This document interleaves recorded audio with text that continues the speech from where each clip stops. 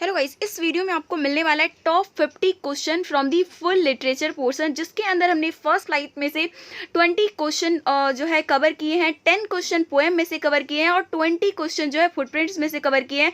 तो ये टोटल जो आपके टॉप 50 क्वेश्चन है बहुत इंपॉर्टेंट है एग्जाम पॉइंट ऑफ व्यू से, इसलिए आपको इसको रिव्यू करके ज़रूर जाना है। तो आइए स्टार्ट करते हैं। ऑलरेडी पढ़ा हुआ है, फिर भी एक नज़र आप देख लीजिए कि आपको सारे क्वेश्चंस के आंसर आते हैं कि नहीं आते हैं।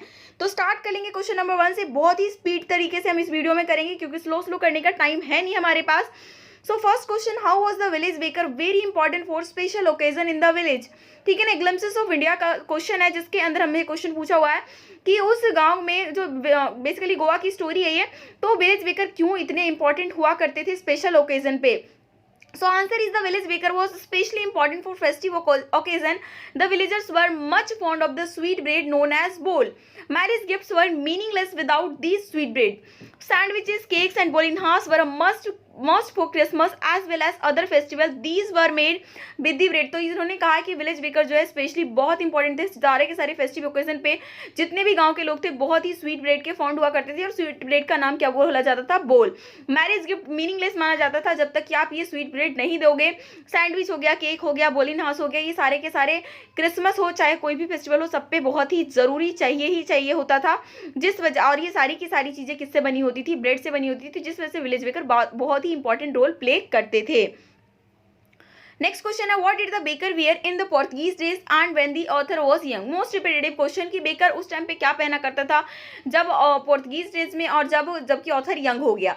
तो शुरू में वो पहनना करते थे एक ड्रेस जिसका नाम था kabai. Kabai was a particular dress, a single piece frock reaching down the knees which the bakers used to wear in the old days, but later it was replaced by the shirts and trousers which were longer than the shorts and shorter than the full length। ठीक है ना, बाद में वो replace हो गया shirt और trouser से। और ट्राउजर कैसा हुआ करता था, शॉर्ट से तो लंबा होता था लेकिन फुल लेंथ से छोटा हुआ करता था। नेक्स्ट क्वेश्चन है, why are the people of Coorg known as descendants of Arab. ये भी आपका काफी इंपॉर्टेंट क्वेश्चन है कि कुर्ग के जो लोग हैं उनको अरब के डिसेंडेंट वंशज क्यों माना जाता है। The theory of the people of the Coorg as the descendant of the Arab draw supports from the long black coat with the embroidered waist belt worn by the Kodavus known as kuppia. क्योंकि मतलब कि एक ऐसी ड्रेस है जिसमें long black coat embroidered waist belt के साथ पहनते हैं कोडाबूत, जिसको कुपिया के नाम से जाना जाता है। और ये सेम वही कुफिया है which was worn by the Arabs and the Kurds. ठीक है ना, तो जिस वजह से ही हम कुर्द के लोगों को डिसेंडेंट्स मानते हैं अरब के। नेक्स्ट क्वेश्चन है, where and how can we have panoramic view of the misty landscape of Coorg from. तो कुर्ग से अगर आपको पूरा पैनोरामिक व्यू देखना है तो आप कहाँ और कैसे देख सकते हो। So answer is the tourist are advised not to miss a climb to Brahmagiri hills. Tourist को ये स्पेशली बोला जाता है कि ब्रह्मगिरी की पहाड़ियों की चढ़ाई कभी भी मिस मत करना। The climb to Brahmagiri hills gives you a panoramic view of the entire misty landscape of the Coorg, क्योंकि यही वो हिल्स है जहाँ से पूरा पैनोरामिक व्यू आप देख सकते हो entire misty landscape of Coorg का। Then you can walk across the rope bridge. उसके बाद आप जो है रोप ब्रिज के थ्रू वॉक कर सकते हो। It will lead you to 64 acre island of Nisarga धामा, जो कि आपको 64 एकड़ आइलैंड निसर्ग धामा में लेकर जाएगा। तो ये बहुत ही इंपॉर्टेंट क्वेश्चन है। ग्लिम्पसेस ऑफ इंडिया में आपको पता है ग्लिम्पसेस ऑफ इंडिया में 3 स्टोरी, गोवा की स्टोरी, कुर्ग की स्टोरी और उसके बाद फिर ये आसम की स्टोरी। ठीक है ना। तो next question, why did Pranjol father say that Rajvir had done his homework before visiting Assam. Pranjol के पापा ये क्यों कहते हैं कि राजवीर ने असम जाने से पहले ही अपना होमवर्क कंप्लीट कर लिया है। Rajveer was very excited about visiting the tea garden. Basically Rajveer और प्रांजल दोनों फ्रेंड हैं, जिसमें कि प्रांजल तो वहीं का है असम का, लेकिन वो राजवीर को घुमाने के लिए लेकर आता है। तो वहाँ पर घूमने से पहले राजवीर काफ़ी ज़्यादा स्टडी कर लेता है। इसी वजह से प्रांजल के फादर ये कहते हैं कि राजवीर ने ऑलरेडी बहुत सारा होमवर्क कंप्लीट कर लिया है असम को विजिट करने से पहले। बट ही रिप्लाइड, लेकिन उस पर वो ये रिप्लाइड करता है, he wanted to learn much more while he was there, कि मैं अब इससे भी ज़्यादा जानना चाहता हूँ इसके बारे में क्योंकि अब मैं यहाँ हूँ। नेक्स्ट क्वेश्चन है, describe the Chinese legend regarding the discovery of T. अब ये जो गाइस दोनों ना चाइनीज लेजेंड इंडियन लेजेंड आता तो दोनों में से कोई एक ही है, लेकिन बहुत बारी ये क्वेश्चन देखने को मिलता है। मतलब मोस्ट ऑफ द टाइम इनमें से या तो डिस्कवरी ऑफ टी की चाइनीज आ जाती है, कभी इंडियन आ जाती है, तो इसलिए दोनों स्टोरी आपको अच्छे से लर्न होनी चाहिए। There is a Chinese legend regarding the discovery of tea leaves. One Chinese emperor always boiled water before drinking it. एक चाइनीज राजा था जो कि हमेशा पानी को उबालकर पिया करता था। एक दिन क्या हुआ, कुछ पत्तियां गिर गई वही टहनियों में से कुछ पत्तियां जो है गिर जाती हैं बर्तन में, और उसके बाद जो पानी वो पीता है तो बहुत ही डिलीशियस फ्लेवर आता है, और यही पत्तियां जो है बाद में चाय की पत्तियों के नाम से जानी गई। तो ये टी जो आपका चाइनीज लेजेंड है वो किससे कनेक्टेड है? एक राजा से, जो कि हमेशा पानी उबाल कर पिया करता था। वही दोनों में डिफरेंस आप जरूर याद रखना, कहीं मिक्स मत कर देना। वहीं इंडियन लेजेंड के बारे में बात करते हैं तो ये बुद्धिस्ट है, जिसमें कि एक बाबा टाइप लोग मतलब बाबा ही बोल सकते हैं, तो वो अपने पलके काट देते हैं क्योंकि उनको बहुत नींद आती है। तो वही है कि आपका इंडियन लेजेंड क्या है? The Indian legend about the discovery of tea is related to Buddhist. It is said that Bodhidharma और in ancient Buddhist aesthetic had, मतलब एक संत थे बोधि धर्मा जिन्होंने कि अपने आईलिड्स को काट दिया था ताकि उनको नींद ना आए मेडिटेशन करते समय, और उसी आईलिड से 10 जो है पत्तियां निकली, और वही पत्तियों को जब गर्म पानी में डालकर पिया गया तो उससे नींद चली गई और उसी को चाय बोला गया। तो ये इंडियन स्टोरी है which is connected to Buddhist. Next question है हमारा जो मैडम राइड्स द बस, बल्ली की वाले में से कुछ क्वेश्चंस कर लेते हैं। What was most fascinating thing for बल्ली? बल्ली के लिए सबसे मोस्ट फैसिनेटिंग थिंग क्या हुआ करता था, मतलब पूरे दिन में वो उसे क्या करना अच्छा लगता था? The most fascinating thing for Valli was the bus that travel between her village and the nearest town. Valli के लिए मोस्ट फैसिनेटिंग थिंग जो था ना वो ये था, वो बस जो कि उसके गाँव से शहर की ओर जाया करता था। It pass through her street each hour, उसके गली से हर घंटे वो बस निकला करती थी, एक गांव को जाते हुए दूसरा वापस आते हुए। द साइट ऑफ द बस field each time with the new set of passenger, और बस को मतलब बस का साइट ऐसा होता था कि हर टाइम नए पैसेंजर्स आते थे, जो कि बल्ली के लिए एक अनएंडिंग सोर्स ऑफ जॉय था, ठीक है ना, सोर्स ऑफ अनएंडिंग जॉय था। नेक्स्ट क्वेश्चन है what details did बल्ली pick up about the bus journey? How did she pick up these details? अब बल्ली जो है बस जर्नी के बारे में कौन कौन से डिटेल्स लेती है और वो किस तरीके से वो डिटेल्स उसे मिलता है? बल्ली gathered all the minute details about the bus journey. She gathered that she required 60 paise to buy tickets for up and down journey, and that the bus would take 90 minutes from village to town and the back. She carefully listened to the conversation of the passengers and villagers to get the details. उसको सारी detail पता चल जाती है कि मुझे 60 पैसे ज़रूरत पड़ेंगे अगर मुझे जाना है फिर वापस आना है, तो उसके अलावा उसको ये भी पता चल गया था कि 90 मिनट्स टोटल लगेंगे गाँव से जाने में और फिर वहाँ से वापस आने में। और वो ये सारी बातें कैसे सुनती थी? बहुत ही केयरफुली पैसेंजर की बातचीत को सुन के ही उसने सारी इकट्ठा इन्फॉर्मेशन की थी। नेक्स्ट है how did Valli save money to travel by bus? Valli ने जो है बस से ट्रेवलिंग के लिए किस तरीके से मतलब बस ट्रेवलिंग के लिए उसने पैसे कैसे सेव किए थे? To save up money for the first journey Valli resisted her temptation to buy toffees, peppermints, toys, balloon et extra. मतलब फर्स्ट जर्नी के लिए पैसे बचाने की वजह से बल्ली ने अपनी सारी जो इच्छाएं ना सबको त्याग दिया, ठीक है ना। टॉफ़ी नहीं खरीदे, पेपरमिंट्स, टॉयज, बलून, ये सब जो को लिए जो उसे पैसे मिलते सारा वो सेव करके रखती थी from a stray coins that she had collected. Moreover, in the village fairs, she eagerly wanted to ride the merry-go-round, but she separated her desire to save the money for using it later in the bus ride. Even जब वो गांव के मेले में जाती है तो वो दिल से चाहती है कि हाँ वो उस झूले पे झूले, लेकिन फिर भी वो अपनी इच्छा को दबा देती है। क्यों? ताकि वो पैसे बचा सके बस राइडिंग के लिए। नेक्स्ट क्वेश्चन है why did not Valli get off the bus when the bus stopped at the town? जब शहर में बस रुकता है तो बल्ली बस से क्यों नहीं उतरती है? Valli did not get off the bus at the bus station because she had to go back on the same bus, क्योंकि उसको दोबारा उसी बस से वापस आना था। उसने दोबारा अपने पास से 30 पैसे निकाले और उसने कंडक्टर को दे दिए, क्योंकि उसे तो सिर्फ और सिर्फ बस राइड करना था, तो उतरती क्यों वो? नेक्स्ट है हाउ डिड बल्ली react when she saw the dead cow by the road side? Road side में जब वो मरी हुई गाय को देखती है तो किस तरीके से रिएक्ट करती है? When Valli saw the dead cow by the road side she refuse to look out the window. मतलब जब जाते हुए जर्नी में तो काफ़ी खुश है, उस वो गाय को चल भागते हुए देखती है, लेकिन जैसे वापसी में देखती है कि वो गाय मरी हुई है, उसके बाद वो विंडो से बाहर देखने का ये बिल्कुल मना कर देती है। It was the same cow that was running in the front of their bus during their trip to the town. She was overcome with sadness. अब वो जो है पूरी सैडनेस से भर गई है। The memory of the dead cow haunted her and she was subdued for the rest of the journey. अब ये जो मरी हुई गाय ने उसे पूरी तरीके से डरा दिया और वो फिर और जर्नी के लिए पूरी एकदम शांत हो गई। नेक्स्ट क्वेश्चन है किसा गोतामी वाला, ठीक है ना। How did Kisa Gotami go to Buddha? What did Buddha ask Gotami to do? जो किसा गोतामी है वो बुद्धा के पास कैसे जाती है और गौतम बुद्धा उससे क्या करने को कहते हैं? A man advised Kisagotami to go to Sukyamani a Buddha. He was a physician who could cure her dead son. एक इंसान उसे कहता है कि तुम जो है किसागोतामी के पास जाओ, जो कि बुद्धा है, वही एक ऐसा फिजिशियन है जो तुम्हारे मरे हुए बच्चे का इलाज कर सकते हैं. She went to the Buddha. वो बुद्धा के पास जाती है. She he asked Kisagotami to bring a handful of mustard seed from a house. तो जब बुद्धा है वो बोलते हैं कि किसागोतामी से कि तुम एक मुट्ठी सरसों के बीज मुझे लाकर दे दो एक घर से. But the house must be such where no one has lost a child, husband, parent और फ्रेंड.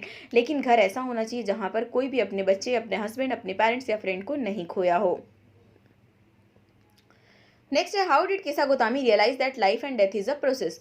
किसागोतामी कैसे रियलाइज करती है कि लाइफ और डेथ जो है ना एक प्रोसेस की तरह है. The Buddha asked her to find a house where no one had lost a loved one, but Kisa was unable to find any such house. कोई भी ऐसा घर उसे नहीं मिलता है. She then saw the flickering lights of the city and realized that people lives are similar to these lights which rise and then extinguish. तब वो देखती है सड़क पे बल्कि लाइटें फ्लिकरिंग कर रही हैं, मतलब बुझ रही हैं, जल रही हैं. तो वो रियलाइज़ करती है कि लोगों की जो ज़िंदगी है ना वो भी कुछ इस तरीके से है जो पहले जलती है और उसके बाद बुझ जाती है. इन दिस वे, और उसी तरीके से वो रियलाइज़ करती है कि लाइफ और डेथ जो है एक नॉर्मल प्रोसेस की तरह है. नेक्स्ट है, why did Buddha choose Banaras to preach his first sermon. Buddha ने जो है अपने पहले उपदेश के लिए बनारस को क्यों सेलेक्ट किया था. Banaras is considered to be the most holy place on the bank of the sacred river Ganga. Banaras जो है बहुत ही पवित्र जगह माना जाता है जो कि गंगा नदी के किनारे पे है. Many people came here to get rid of their sorrows and suffering. लोग यहाँ पर आते हैं अपने दुख और दर्द को मिटाने के लिए और अपने पापों को धोने के लिए. As the Buddha wanted to lessen their sorrow, क्योंकि अब बुद्धा जो है उनके दुख दर्द को कम करना चाहते हैं, इस वजह से उन्होंने पहले उपदेश के लिए बनारस को चुना था. नेक्स्ट क्वेश्चन है प्रपोजल में से, ठीक है ना. आपके यही 4 चैप्टर हैं जो कि सेकंड टर्म में आ रहे हैं. सो क्वेश्चन है हमारा, how does Chubukov react when Lomov says that he has come to ask for the hand of his daughter. Chubukov किस तरीके से रिएक्ट करता है जब लोमोव ये बोलता है कि वो उसकी बेटी का हाथ मांगने आया है. Chubukov is extremely happy and excited to know about the Lomo proposal. He hugged and kissed Lomo, shed some tears of joy and blessed both Lomo and Natalia.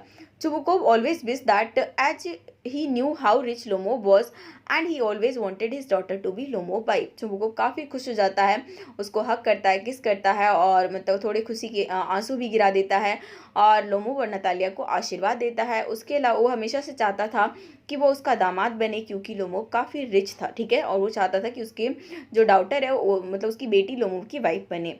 Next question है, why does the proposal remain unmade during Lomov first visit. Lomov first visit पे proposal क्यों नहीं हो पाता है, ठीक है ना. The proposal remains unmade during Lomo first visit because Lomo was very nervous and excitable. Lomo जो है बहुत ही ज़्यादा नर्वस होता है, एक्साइटेबल होता है.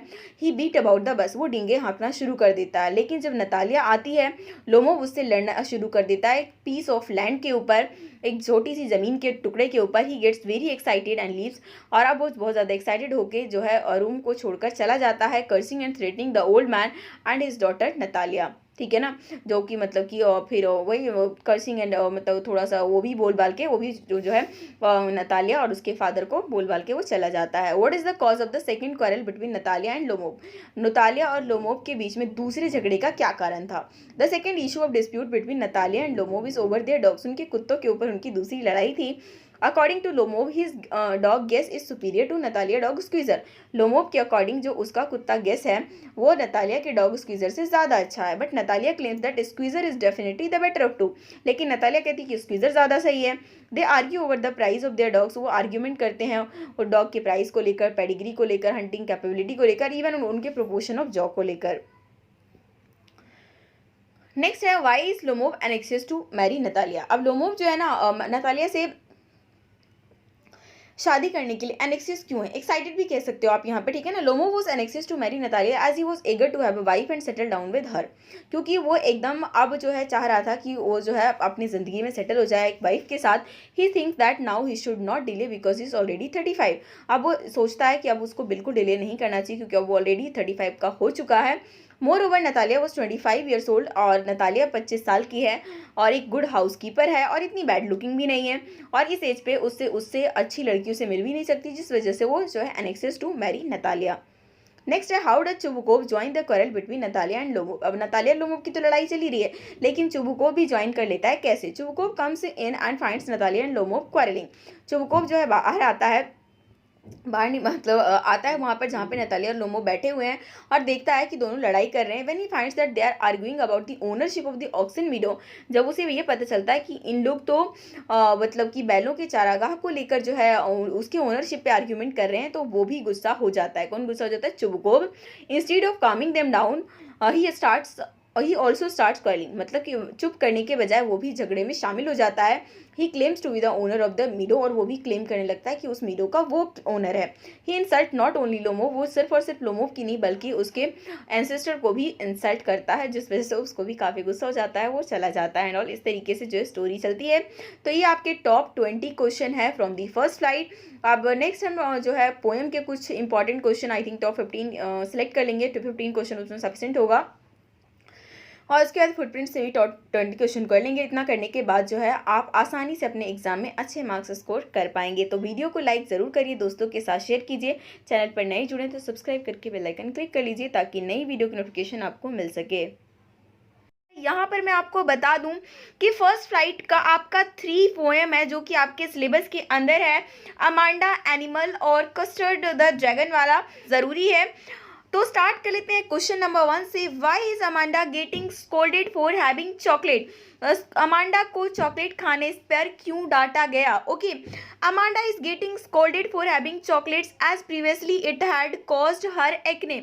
अमांडा को चॉकलेट्स खाने पर इसलिए डांटा जाता है क्योंकि पिछली बार जब उसने चॉकलेट खाई, मतलब वो खाई होगी, तो उसको एक्ने हो गया था। Amanda mother is very particular about such thing.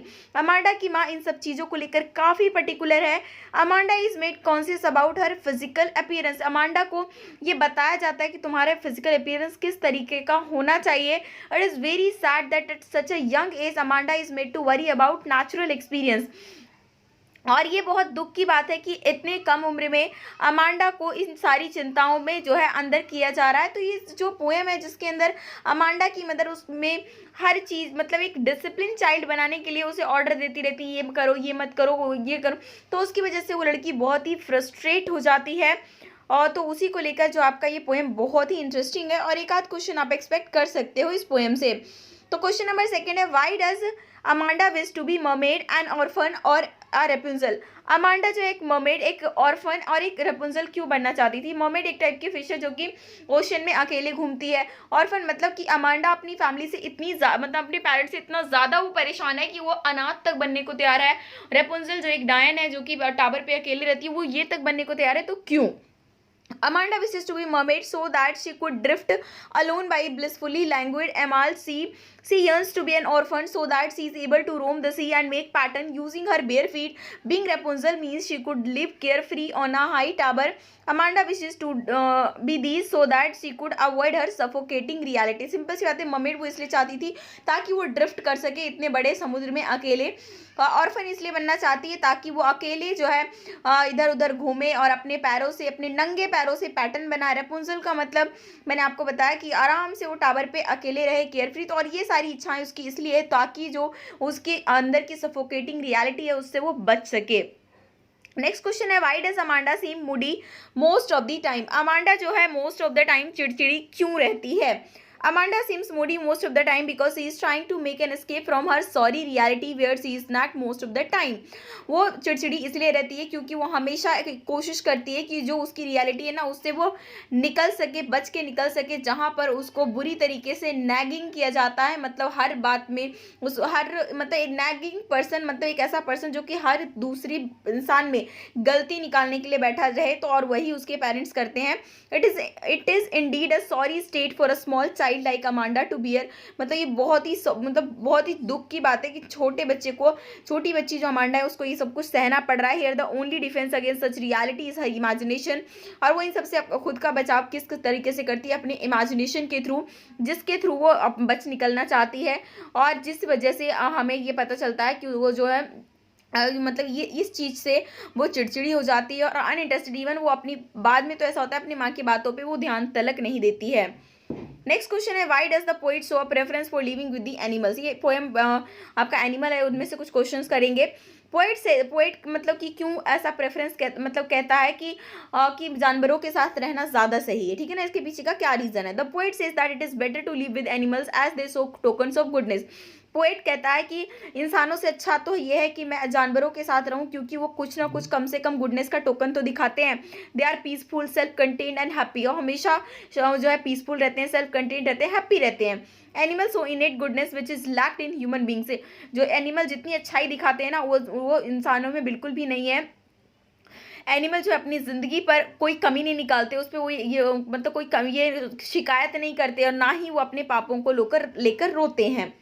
Next question है, why do animals not weep for their since, कि जो एनिमल्स है वो अपने पापों के ऊपर क्यों नहीं रोते हैं, ठीक है ना। Answer is animals do not weep for their sins because they do not need to do so, क्योंकि उन्हें ये करने की ज़रूरत ही नहीं है। दे आर इनोसेंट क्रिएचर, बहुत ही इनोसेंट क्रिएचर है जो कि कोई पाप करते ही नहीं। ये तो इंसान है जो कि पाप करता है और फिर रोता भी है। Animal lead their life in a simple and pure way, animals जो है अपनी ज़िंदगी को बहुत सिंपल और प्योर तरीके से जीते हैं, जहाँ पर कि उन्हें किसी के मतलब कोई भी ऐसा वो काम ही नहीं करते जिसके लिए उन्हें रोना पड़े। नेक्स्ट है, what does the poet mean by not one is respectable or unhappy over the whole earth. ये पोएम जो आपका एनिमल है उसी में एक लाइन यूज हुआ है कि कोई एक एनिमल ऐसा नहीं है कि जो ज़्यादा रिस्पेक्टेबल हो या फिर अनहैप्पी हो पूरे होल अर्थ पे। तो आंसर इज हियर, मैं हमसे ये पूछा था कि पोएट का क्या मतलब है। Here poet says that animal don't show unnecessary respect to their fellow beings and to their ancestor.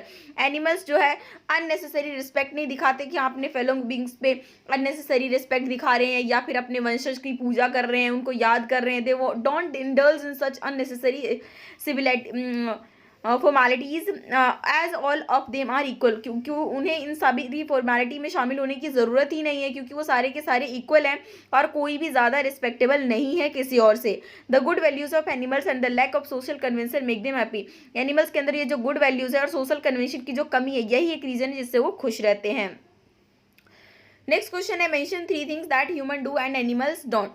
ऐसी 3 चीज़ें बताओ जो कि इंसान करते हैं लेकिन जानवर नहीं करते, ठीक है ना। Animals do not cry and complain over there condition. Animal कभी भी ना अपनी कंडीशन पे ना तो उसको लेकर रोते हैं और ना ही उसके लिए कंप्लेन करते हैं नेचर से। दे डू नॉट कमिट सिंस, वो कभी पाप नहीं करते, इस वजह से वो कभी रोते भी नहीं है। They are also very satisfied creature and have no desire to possess thing.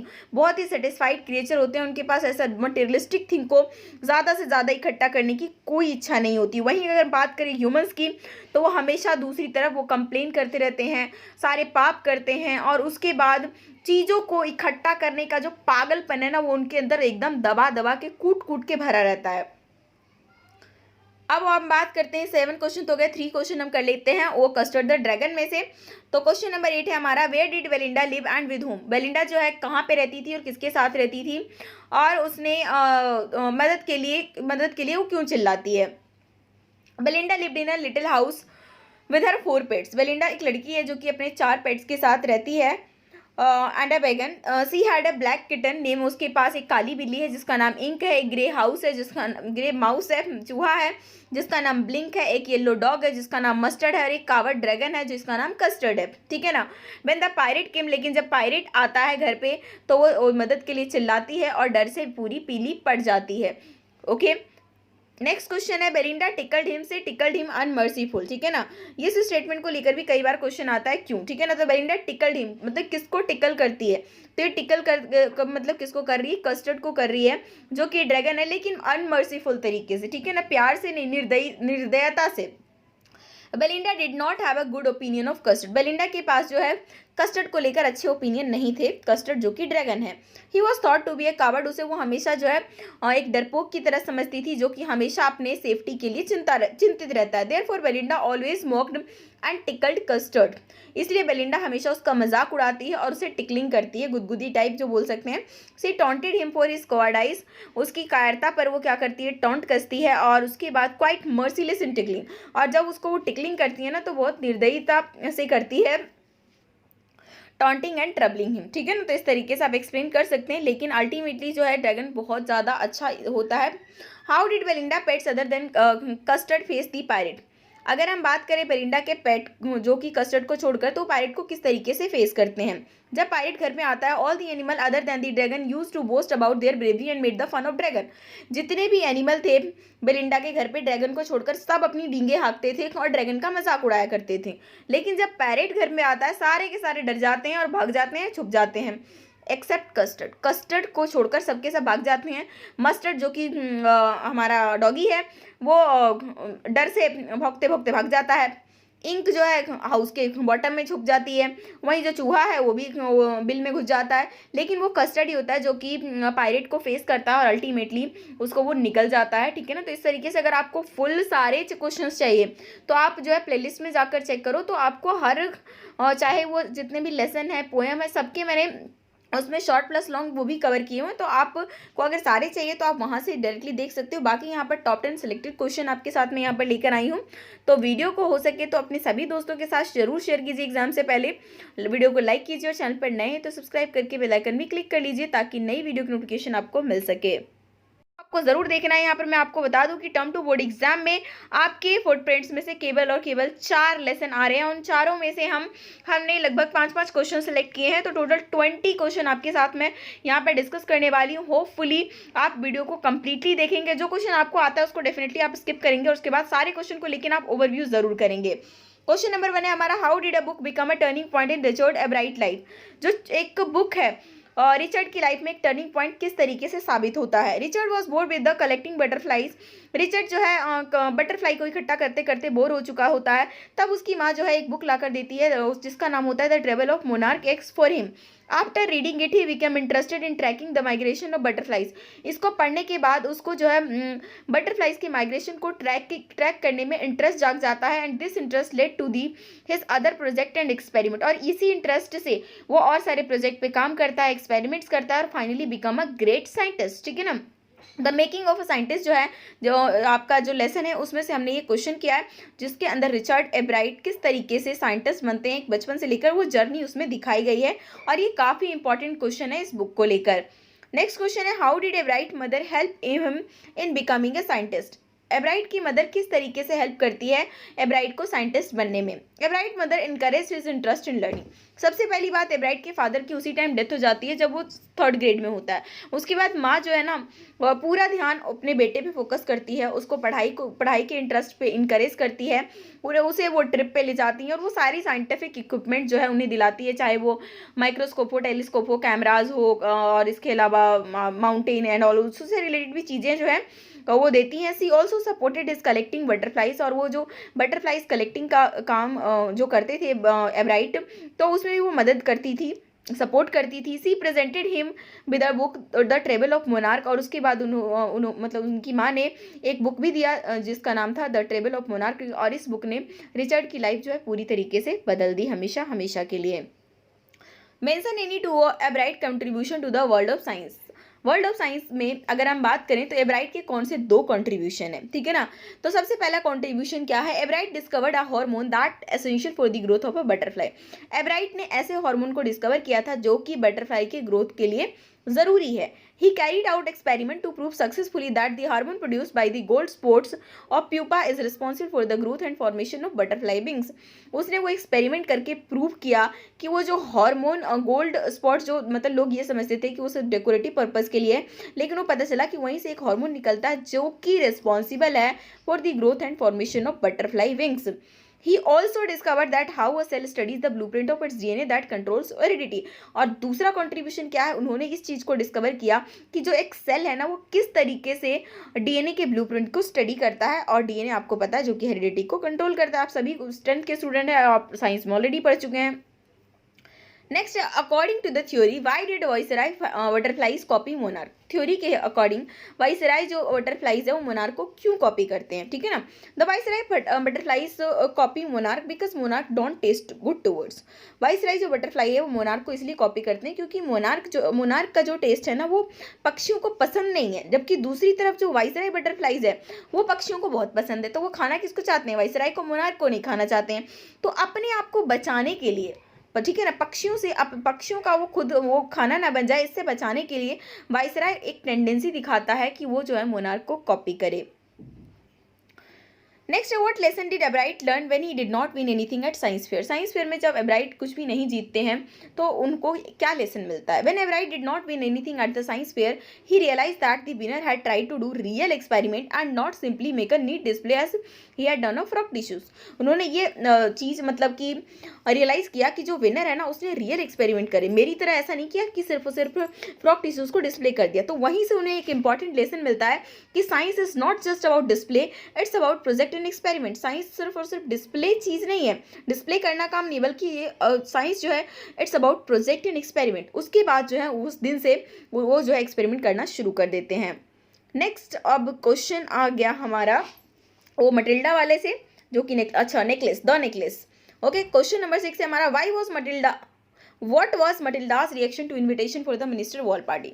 Matilda एक ऐसी लड़की है, लेडी है, जो कि लग्जीरियस लाइफ जीना चाहती है, अपनी ज़िंदगी में बिल्कुल सेटिस्फाई नहीं है, जो उसके हस्बैंड की सैलरी उससे वो नाखुश है, ठीक है ना, उसको पार्टी वगैरह अटेंड करना पसंद है, लेकिन जब मिनिस्टर वॉल पार्टी का इन्विटेशन आता है तो उसका रिएक्शन कैसा होता है, ठीक है ना। Matilda was not delighted at all to receive the invitation. Matilda को बिल्कुल खुशी नहीं होती है इन्विटेशन को रिसीव करने के बाद, पर क्यों, क्योंकि रीज़न जानिए। She knew that all the aristocrat would be there displaying their riches. उसे पता होता है कि इस पार्टी में सारे के सारे अमीर लोग आएंगे और अपनी अमीरी वहाँ पे दिखाएंगे। सो सी गॉट स्पाइटफुल एंड इरिटेट, जिस वजह से वो जो है थोड़ी स्पाइटफुल हो जाती है, इरिटेट हो जाती है और अब जो है आंसू बहाना वो शुरू कर देती है। She had a deep longing to attend the party, उसका पूरा मन है पार्टी अटेंड करने का और सुंदर दिखने का और लोगों को दिखाने का भी कि हाँ मैं सुंदर हूँ। But she had no suitable dress to wear for such a great occasion, लेकिन उसके पास कोई भी सुटेबल ड्रेस नहीं होता है उस ओकेजन पे पहनने के लिए, जिस वजह से वो जो है पार्टी को लेकर खुश नहीं होती है। Next, how did Mr Loisel meet the demand for a suitable costume for his wife for the going to ball. अब पार्टी के लिए उसके पास सुटेबल कॉस्ट्यूम नहीं होता है, वो डिमांड रख देती है, तो उसके हस्बैंड किस तरीके से उस डिमांड को फुलफिल करते हैं। Okay, so answer is Mathilda refuse to go to the ball without having a suitable costume. Mathilda पूरी तरीके से मना कर देती है कि अगर मुझे सुटेबल कॉस्ट्यूम नहीं मिला तो मैं पार्टी में नहीं जाऊंगी। Her husband asked her to wear dress that wore while going to the theatre. उसके हस्बैंड बोलते हैं कि तुम वो ड्रेस क्यों नहीं पहन लेती जो तुम थिएटर जाते समय पहनी थी। बट मटिल्डा रिएक्टेड स्ट्रांगली, लेकिन वो बहुत बुरी तरीके से रिप्लाई देती है घूरते हुए। तब जब मटिल्डा इस तरीके से रिएक्ट करती है तब उसके हस्बैंड पूछते हैं, he asked how much a suitable costume would cost, कि सुटेबल कॉस्ट्यूम कितने का आएगा। She replied that it would cost 400 francs. वो बोलती है 400 फ्रैंक का। मिस्टर लॉइजल टर्न पेल, मतलब पूरे पीले पड़ जाते हैं कि हाय एक ड्रेस 400 का। ही हैड सेव 400 फ्रैंक, उन्होंने 400 फ्रैंक बचा रखा था ताकि वो एक गन खरीदे to shoot lakh, but he sacrifice his 400, लेकिन वो अपनी वाइफ के लिए वो 400 फ्रैंक सेक्रीफाइस कर देते हैं और न्यू ड्रेस दिलवा देते हैं। How was Matilda demand of adorning herself with jewels fulfilled. अब जब ड्रेस आ जाती है, अब जब उसके पास ड्रेस आ जाता है तो उसके पास अगला डिमांड क्या आता है कि मेरे पास कोई ज्वेलरी नहीं है, मुझे ज्वेलरी भी चाहिए जिससे मैं अपने आप को सजा सकूं। तो वो डिमांड कैसे कंप्लीट होता है, फुलफिल होता है, ठीक है ना। Mrs Loisel was adamant on having some jewels to adorn herself for the ball. Mrs Loisel जिद्दी हो जाती है कि हाँ उन्हें कोई ज्वेलरी चाहिए ही पार्टी में जाने के लिए। हर पुअर हस्बैंड फेल्ट हेल्पलेस। अब जो हस्बैंड है बहुत ही हेल्पलेस महसूस कर रहा है क्योंकि जो पैसे थे उन्हें दे दिए, ड्रेस आ गया। However an idea struck him, लेकिन एक आइडिया उनके मन में आता है। He told her that she could borrow jewels from her rich friend madam Forestier. वो ये कहते हैं कि मतलब क्यों ना तुम अपनी एक दोस्त जो तुम्हारी रिच है मैडम फॉरेस्टियर, उससे बोरो कर लो ज्वेलरी। मैडम फॉरेस्टियर इजीली, अब मैडम फॉरेस्टियर आसानी से मान भी जाती है और ज्वेलरी बॉक्स मटिल्डा के पास रख देती है और कहती है कोई सा भी एक चुन लो, जिसमें से मटिल्डा जो एक सुपर डायमंड नेकलेस चूज कर लेती है। नेकलेस चूज करके चली जाती है पार्टी में और पार्टी में जाता है खो, ठीक है ना। पार्टी में नेकलेस गया खो, पूरी हुई कोशिश बट फिर भी नहीं मिला। तो नेक्स्ट क्वेश्चन है, how did Mr and Mrs Loisel replace the lost necklace and give that to madam Forestier.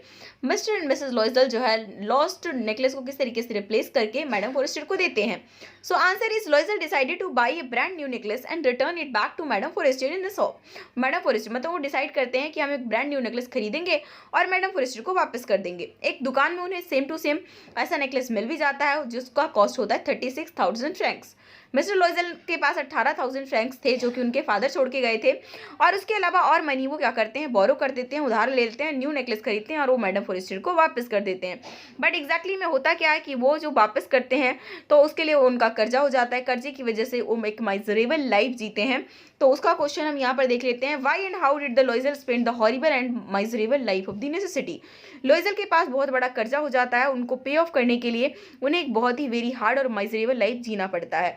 उन्होंने अब अपने नौकर सारे भेज दिए, अपने लॉजिंग चेंज कर ली और अपना जो कुछ रूम है किराए पे डाल दिया। मटिल्डा ने भी घर का काम करना शुरू कर दिया।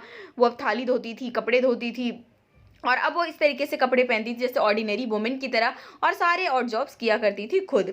मिस्टर लॉइजल भी एक्स्ट्रा जॉब कर रहे थे, पूरा ओवर टाइम कर रहे थे, और उसके बाद ये जो है टोटल 10 साल लग गए उनको सारा कर्जा पे करने में। बट लास्ट में ये पता चलता है कि वो जो ज्वेलरी था वो तो असली था ही नहीं, वो नकली था। एक दिन मैडम पुरस्कार जब मिलती है तब ये बात पता चलती है। सो नेक्स्ट क्वेश्चन है हमारा क्वेश्चन नंबर 11, जो कि है हैक ड्राइवर से। Who was Oliver Lutkins, why did it try to befool the lawyer. Oliver Lutkins कौन था और वो लॉयर को बेवकूफ़ बनाने की कोशिश क्यों करता है। Oliver Lutkin was a middle age person from New Mullion town. He was a prime witness in a law case. एक लॉ केस के लिए प्राइम विटनेस था।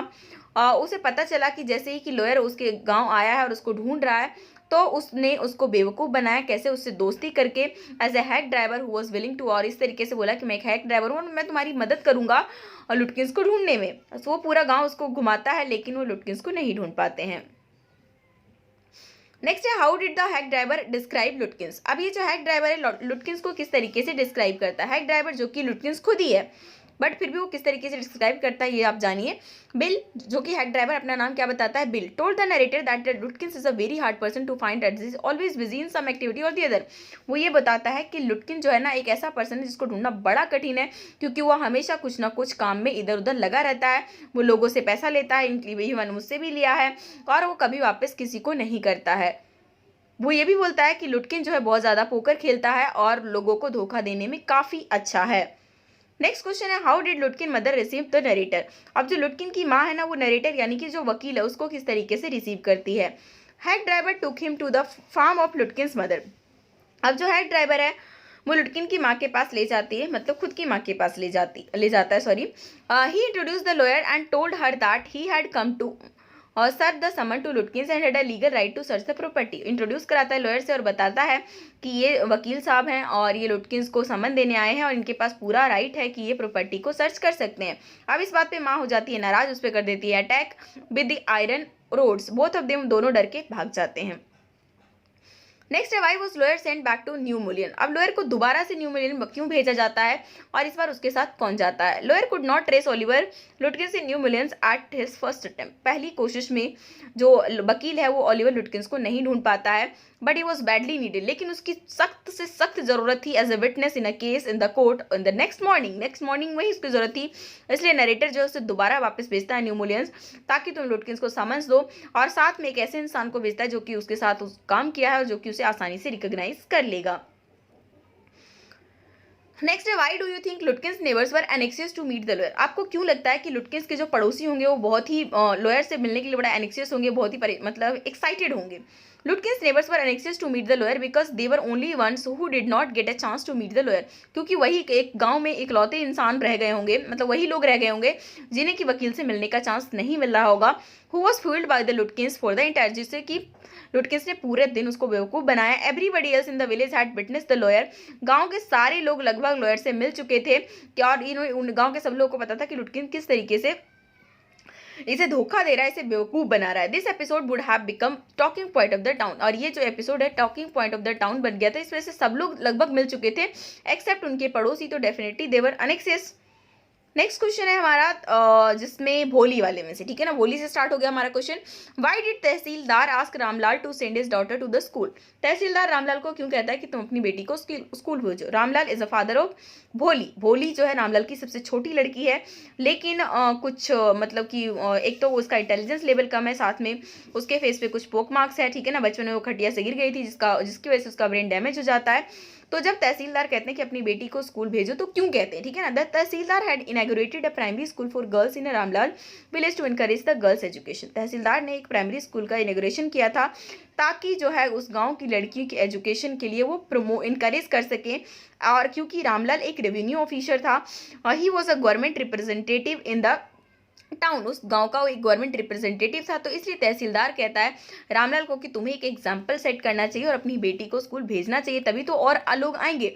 अब इस बात पे रामलाल सोचता है कि मेरे मेरी और सारी बेटियां तो ब्यूटीफुल हैं, सही है, इंटेलिजेंट है, लेकिन ये भोली ही है जो कि ना तो इंटेलिजेंट है, तो क्या फ़र्क पड़ता है, इसको स्कूल भेज देते हैं और साथ में तहसीलदार की बात भी रख लेंगे। नेक्स्ट क्वेश्चन है question number 17, why was Bholi reluctant to go to school with her father. जो भोली है वो अपने फादर के साथ स्कूल क्यों नहीं जाना चाहती है। भोली did not know what a school was like. भोली को नहीं पता स्कूल कैसा दिखता है, उसने कभी इसके बारे में सुना ही नहीं। जब उसके फादर ने उसको हाथ पकड़ा स्कूल ले जाने के लिए, वो बहुत डर गई इस तरीके से कि कहीं उसको घर से बाहर तो नहीं निकाला जा रहा। She thought that the perhaps her parents were punishing her by sending her to school. उसे लगता है कि शायद उसके घर वाले उसे सजा दे रहे हैं स्कूल भेजकर, इसलिए वो बहुत ही डर से चिल्लाती है और अपना हाथ जो है छुटा लेती है। नेक्स्ट क्वेश्चन है, how did Bholi's teacher play an important role in changing the course of her life. Bholi की टीचर ने किस तरीके से एक इंपॉर्टेंट रोल प्ले किया कि जिससे भोली की जिंदगी ही बदल गई। Bholi teacher played an important role in changing the course of her life. She was polite and friendly which touched her heart. जो टीचर थी बहुत ही पोलाइट थी, फ्रेंडली थी और जिसने उसके दिल को छू लिया। सी इनकरेज हर एवरी टाइम। टीचर जो है भोली को हमेशा इनकरेज करती थी, अफेक्शनेट रहती थी उसके प्रति। Teacher transformed her into a confident person who could read, right and speak clearly. एक टीचर ही वो थी जिसको उसने एक कॉन्फिडेंट पर्सन में बदल दिया, जो कि अब पढ़ सकती है, लिख सकती है और बोल सकती है clearly. This gave her the required, और इसकी वजह से उसको वो कॉन्फिडेंस मिला जिसकी वजह से उसकी पूरी लाइफ चेंज हो गई। नेक्स्ट क्वेश्चन है, was Ramlal happy with Bishambar proposal. क्या रामलाल बिशंबर के प्रपोजल से खुश था, और इस पे भोली की मदर का क्या ओपिनियन था about this unequal match. Bishambar was worried about भोली। बिशंबर को जो भोली के लिए थोड़ी चिंता थी, क्योंकि ना तो उसका अच्छा लुक है और ना ही वो इंटेलिजेंट है। The proposal of Bishambar for her marriage was a pleasant surprise for him. जब बिशंबर की शादी का प्रपोजल आता है तो ये तो रामलाल को लगता है कि ये तो बड़ा सरप्राइज हो गया। His wife gave her acceptance, और उसकी वाइफ भी उसको एक्सेप्टेंस दे देती है to this unequal match. Unequal match क्यों कह रहे हैं, क्योंकि ये जो बिशंबर है वो 45 ईयर का पर्सन बंदा है, जो ऑलरेडी शादीशुदा है, उसके 2 बच्चे हैं फर्स्ट वाइफ से, और लंगड़ा भी है। She felt that Bholi was lucky to have such a rich bridegroom. पर उसकी माँ सोचती है कि भोली तो बड़ी लकी है कि उसको इतना रिच दूल्हा मिलने जा रहा है, जिसके पास बड़ी दुकान है, उसका अपना घर है और उसके पास बैंक अकाउंट में बहुत सारे पैसे हैं। और उसके बाद अब ये last question, what 2 actions did Bholi take to stop her marriage to Bishamber. Bholi जो है बिशंबर से शादी को रोकने के लिए कौन से 2 एक्शंस लेती है। Bholi marriage was going to take place with Bishambar who himself was 45 और 50 ईयर्स ओल्ड। ठीक है ना, भोली उनकी शादी हो रही थी उस बिशंबर से जो कि खुद 45-50 ईयर्स का था। वो लंगड़ा भी था और उसके 2 बच्चे थे फर्स्ट वाइफ से। Even he demanded 5000 rupees as dowry, लेकिन फिर भी उसने 5000 रुपये दहेज के रूप में डिमांड रख दी। जैसे उसने देखा कि लड़की के चेहरे पे पॉक मार्क्स है तो उसने कहा अब तो 5000 रुपये लगेंगे तो ही होगी शादी। भोली stop the marriage by throwing away the garland in the fire. तो इस बात पे भोली क्या करती है, आग में वो जो वरमाला होता है उसको फेंक देती है। She threw away the veil and asked her father to take back the money. उसके बाद वो अपना घूंघट भी फेंक देती है और अपने फादर से कहती है कि पैसे वापस ले लो, और बिशंबर से शादी करने से कंप्लीटली मना कर देती है। तो ये थे आपके टॉप 20 क्वेश्चन। बाकी अगर आपके पास टाइम है तो आप क्या करो, चैप्टर वाइज जितने भी शॉर्ट और लॉन्ग क्वेश्चन है उन वीडियोस को भी आप ज़रूर देख लो। आपकी जो है प्लेलिस्ट में आप उसे एक्सेस कर सकते हो। तो आपके पास टाइम है तो उसे फटाफट से एग्जाम से पहले ज़रूर देख लें, आपके लिए काफ़ी हेल्पफुल होने वाला है। बाकी इस वीडियो को अपने दोस्तों के साथ शेयर कीजिए, लाइक कीजिए, चैनल पर नए जुड़े सब्सक्राइब करके बेल आइकन भी क्लिक कर लीजिए ताकि नई वीडियो की नोटिफिकेशन आपको मिल सके।